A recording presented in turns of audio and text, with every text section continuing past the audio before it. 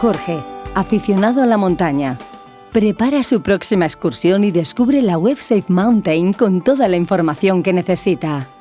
Además, puede crear su perfil, planificar sus próximas actividades, recibir información personalizada en tiempo real y estar en contacto con otros montañeros. Sabe que cuando acabe su travesía verá registrada su ruta, incidencias, waypoints e impresiones personales, fotos y consejos. Pero lo más interesante, hay una aplicación gratuita para programar sus actividades con más seguridad en su smartphone. Ha llegado el día. Jorge prepara su mochila y su móvil. Antes del ascenso, Jorge se encuentra con su amiga Marta que hará otra ruta por el monte. Jorge le recomienda su aplicación, aunque ella no parece convencida. Marta lleva 2 horas caminando cuando comienza a llover y no sabe dónde guarecerse. Entonces se acuerda de la recomendación de Jorge, pero no tiene cobertura. Sin embargo, está en una zona Safe Mountain. Unas balizas dan cobertura a sus usuarios y recogen sus datos vía Bluetooth o Wi-Fi. Marta se instala la aplicación Safe Mountain. Con ella conoce su posición y el lugar en el que se encuentra el refugio más cercano. Además, el sistema le proporciona también diversos consejos de seguridad y el itinerario a seguir. Mientras, Jorge fotografía una luz de nieve que envía a Safe Mountain. Se ha convertido en proveedor de información, pues gracias a él, Safe Mountain enviará esta incidencia a todos los dispositivos cercanos. Marta y Jorge se cruzan en el descenso y los dispositivos intercambian sus rutas. Jorge ha finalizado y el servidor ha recibido todos sus datos, incluidos los del teléfono de Marta. Sin embargo, no sabemos nada de ella. Analizando la información de balizas y móviles, se delimita la zona de búsqueda. Safe Mountain alerta a los responsables de la seguridad de la zona, que encuentran a nuestra montañera. Marta y Jorge han comprobado que Safe Mountain no es solo un planificador de rutas y un gestor de recorridos, sino un apoyo durante sus actividades y una valiosa herramienta para la administración y los equipos de rescate. Safe Mountain, un sistema pionero que ayuda a minimizar los riesgos en la montaña.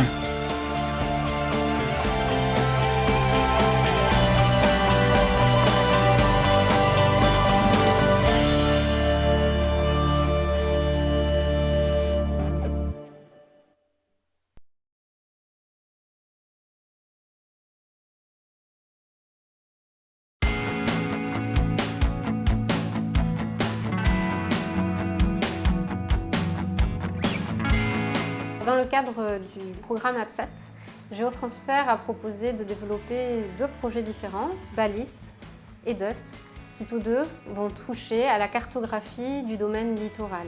Ces 2 projets ont des objectifs un peu similaires puisqu'ils visent à aider les gestionnaires à comprendre l'évolution de leur littoral afin de le prévoir et de s'adapter à l'avenir.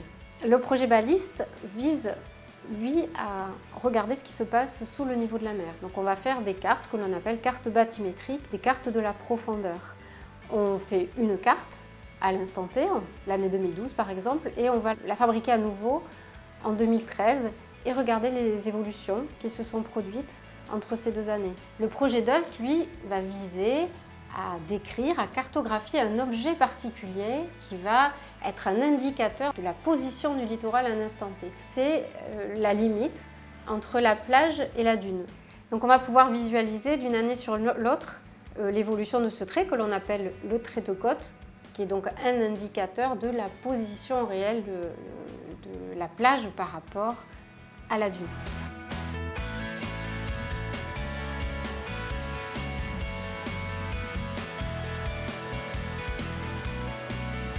Les communes et collectivités locales, l'ONF, ont de nombreuses actions de gestion et de préservation de ces environnements, artificiels ou naturels.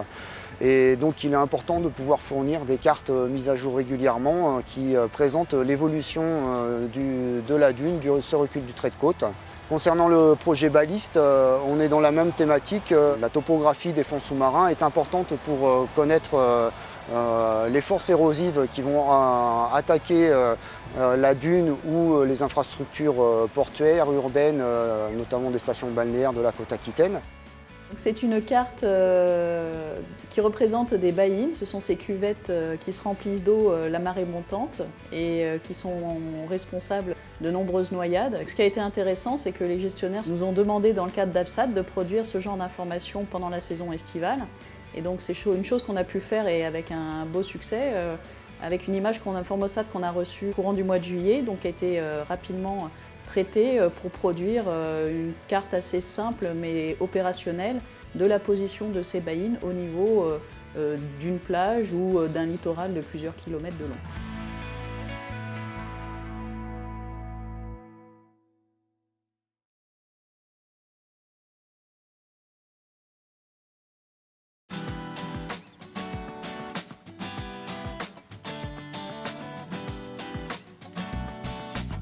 Clean My City is a solution that has 3 parts. As a mobile application that runs on a mobile device. And then we have a back office application that is to be used for the authorities. And then we have a web application.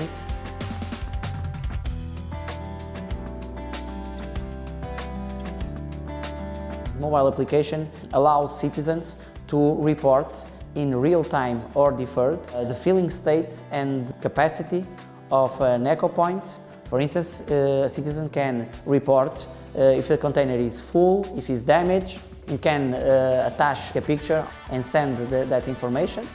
And he also can do that regarding abandoned objects. If a citizen found, for instance, an abandoned refrigerator somewhere else, he can take a picture, he can send a message, and he can report immediately to the authorities, and then they can take care about the situation and remove the object.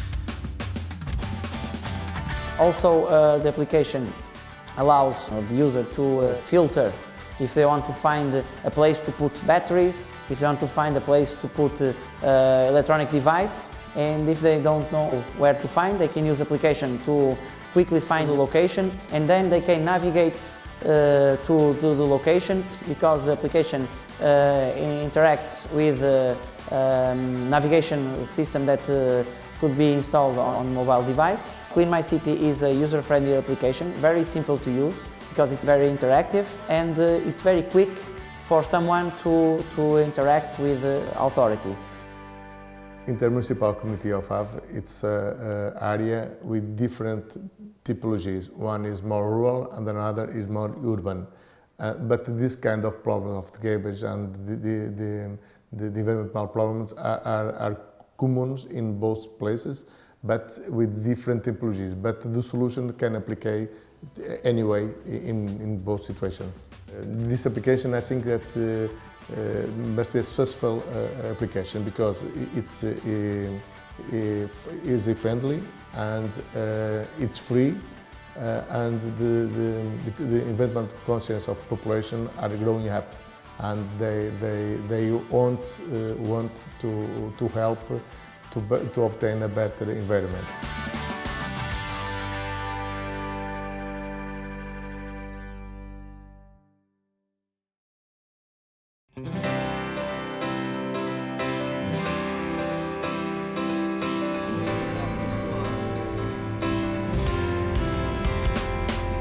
Le but du projet est d'automatiser la remontée d'informations, carte de rendement en l'acouplant avec des cartes de biomasse pour que l'agriculteur puisse les exploiter et en tirer différents bénéfices, notamment à travers l'échange via Internet avec son technicien, également sur le terrain, en allant voir les explications aux différences de rendement.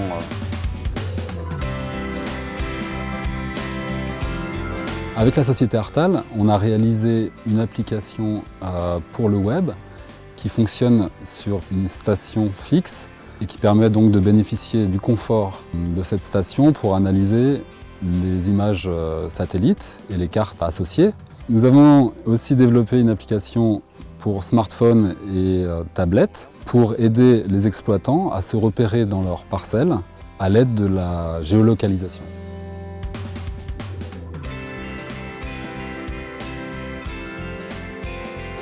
Là, avec les ordinateurs de bord et le GPS, je peux vous fournir le rendement moyen de la surface avec une cartographie où on peut voir donc le rendement, l'humidité. C'est automatique, mais on se paramètre l'écran comme on le veut, quoi. La carte de rendement, on a vu de suite que c'était intéressant parce qu'on pouvait se rendre compte des rendements suivant les zones du champ. Ça fait un prélèvement tous les 20 secondes, comme ça. Et du coup, ça nous donne tac, le rendement instantané. Et avec ça, ça nous fait une carte. Après, on ajuste la carte dans la console suivant les rendements, quoi. Il y a plus de précision dans la carte, quoi. Il y a plus de couleurs, quoi. Dès que ça change de 5 quintaux, tac, ça change de couleur. Donc, il faut adapter par rapport à la culture et au rendement. Quand l'entrepreneur a fini de moissonner chez moi, il a récupéré les cartes de rendement de sa machine, il l'a transmis par internet au serveur d'émetteur. Et donc moi j'ai reçu un mail comme quoi ma carte de ma parcelle, de mes parcelles, était disponible. J'ai reçu la carte et il y avait des choses que je n'arrivais pas trop à saisir, donc je suis allé dans mon champ pour voir, et notamment avec le téléphone, me positionner, pourquoi j'avais cette zone où j'avais un écart de rendement. Et là donc j'ai commencé à comprendre. C'est qu'il y a une zone de terre différente où ça s'est vraiment sali et donc c'est ça qui a fait que, voilà, que j'ai des écarts. Donc ça veut dire qu'il faut que je travaille un petit peu mieux toutes mes questions d'enherbement. Le dernier service, c'est que l'agriculteur stocke l'ensemble de ces données et nous fournissons un traitement, une analyse statistique des différentes données. Donc progressivement, l'agriculteur se constitue une mémoire en fait, de ces terres, qui l'aidera à aller vers une agriculture de précision.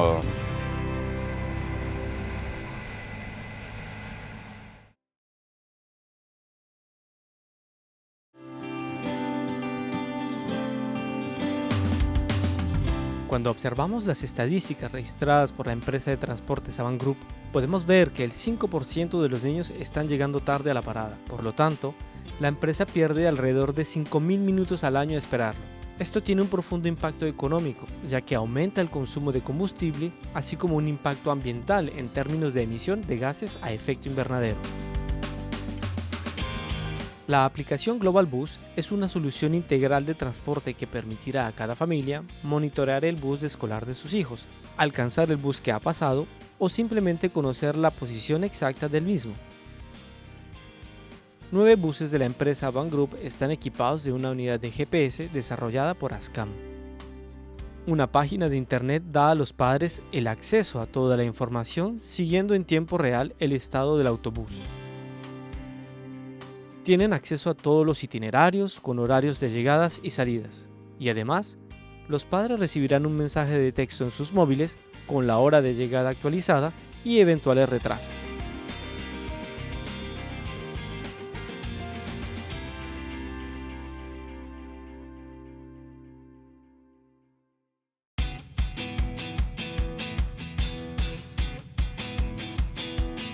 Les origines du projet tiennent notamment à la spécificité du massif des Landes de Gascogne, qui est le plus grand massif forestier cultivé en Europe. Jusqu'à la fin des années 2000, était un massif géré de façon intensive, c'est-à-dire qu'on prélevait quasiment la totalité de la production du massif, donc c'était un massif quasiment à l'équilibre. Le massif landais a dû essuyer en 1999 et puis plus récemment en 2009 deux tempêtes très importantes, Martin et Klaus, qui en l'espace d'un peu plus de 10 ans a réduit de l'ordre de moitié la ressource sur pied de pain maritime. Naturellement, les acteurs de la filière ont un besoin d'un suivi permanent de cette ressource. Ce qui est intéressant, c'est que tu avais plein de petits peuplements en fait, avec des âges différents, quoi. Un des aspects importants du projet, c'est effectivement d'introduire la troisième dimension, c'est-à-dire enfin, la donnée de hauteur des peuplements que l'on n'a pas actuellement dans les cartes. Ceci grâce à une méthode issue de la photogrammétrie numérique. Le principe, en fait, c'est de s'appuyer sur ce qu'on appelle la stéréoscopie. Donc c'est la vision 3D qui repose en fait sur le fait d'utiliser 2 voire plusieurs images de la même scène et donc ainsi de reconstituer le relief. Alors ça peut être des prises de vue aériennes, ça peut être aussi des images satellites et d'ailleurs dans le cas du projet Pinastereo, c'est ce que nous faisons puisqu'on utilisons les images du satellite Pléiade. C'est l'opérateur qui lui vient zoomer sur la zone. Je venais viser la cime et je redescendais jusqu'à trouver le sol ou ce que moi je pouvais percevoir du sol. Et donc on essayait d'être pas trop loin non plus de l'arbre pour pas avoir des effets de relief. Donc voilà, donc l'opération on l'a répétée sur 250 placettes. Donc à chaque fois je faisais 5-6 visées, je passais sur une autre placette que j'analysais de la même façon.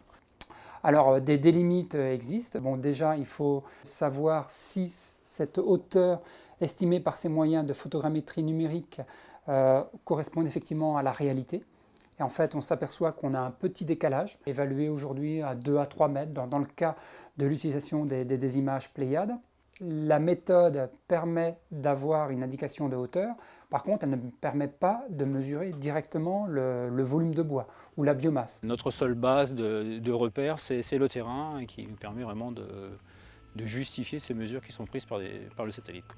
On dispose de transpondeurs sur une hauteur de 1,30 m sur l'arbre que l'on désire mesurer, on se recule d'une vingtaine de mètres et on applique une visée avec le vertex. Et on n'a plus qu'à lire, je dirais, la donnée qui s'inscrit sur le vertex. La méthode actuelle de terrain, aujourd'hui, nous amène certes une certaine précision, mais je pense que demain, un couplet avec une méthode dite par vue satellite va nous permettre d'améliorer grandement ces données. Et les 2 méthodes sont complémentaires et plus que nécessaires.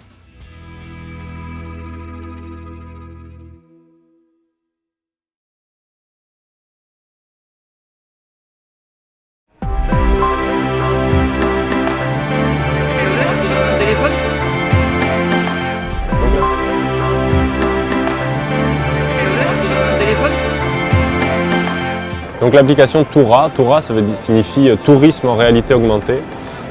C'est une application sur smartphone ou sur tablette qui permet à un visiteur d'être guidé pendant sa visite de la ville avec des éléments en réalité augmentée. Le principe consiste à équiper le visiteur donc de cette tablette ou de l'application qui peut s'installer sur n'importe quelle tablette en fait. Il y a une sorte de visite scénarisée, une sorte de jeu de piste qui lui est proposé.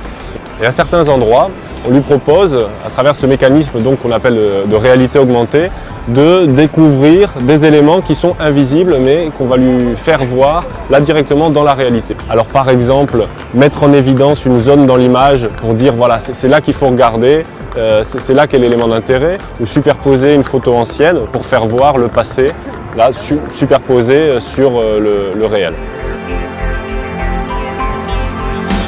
On a fait un jeu de pistes avec des images. On devait répondre à des questions sur un clocher qui avait disparu dans la ville.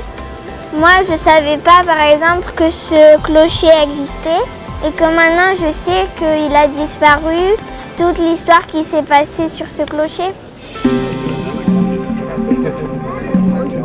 L'interactivité, elle vient naturellement du fait qu'avec ces tablettes, on a la possibilité de cliquer et d'interagir physiquement, mais aussi sur le type de parcours qui est proposé, où le visiteur est finalement acteur de sa visite. À la mesure où on va lui poser des questions, il va falloir qu'il résolve quelques énigmes. Sur ce principe-là de jeu de piste agrémenté de réalité augmentée, on peut vraiment dupliquer dans n'importe quelle ville ou dans n'importe quel site cette manière-là de découvrir le patrimoine, qu'il soit naturel ou culturel. Finalement, le principe du jeu de piste, ça entraîne vraiment les gens dans toute la ville et ça les tient un peu en haleine jusqu'à la fin de leur visite. Donc on a choisi ce principe-là justement pour que la culture soit aussi ludique. J'ai trouvé cette application Toura vraiment très sympa et très prometteuse. On sent qu'il y a vraiment un gros potentiel derrière, quoi. Ça donne envie, c'est un outil qui peut venir vraiment apporter une vraie complémentarité par rapport à ce qui existe déjà dans le domaine du tourisme.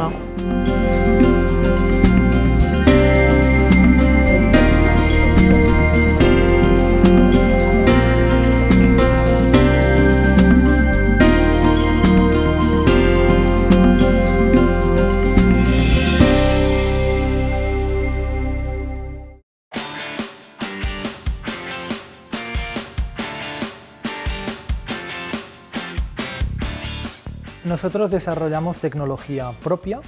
Una de nuestras aplicaciones es el análisis de la eficiencia energética en edificios, por un lado, con cámaras térmicas, o el análisis de la eficiencia de la iluminación pública con otro tipo de cámaras.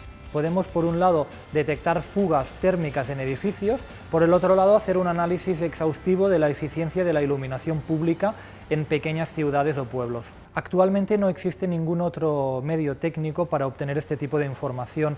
Por un lado, los satélites que ofrecen este tipo de imágenes no lo hacen a una resolución suficiente como para que sea útil para estos proyectos. El helicóptero y el avión son dos herramientas distintas que son totalmente complementarias. Con el avión podemos cubrir grandes áreas a una resolución más pequeña. Con el helicóptero podemos hacer zonas pequeñas en un gran nivel de detalle y podemos con el helicóptero también hacer trabajos verticales, por ejemplo, el análisis de la fachada de un edificio. Y lo que hacemos es ofrecer un servicio integral de observación de la Tierra mediante este tipo de tecnología.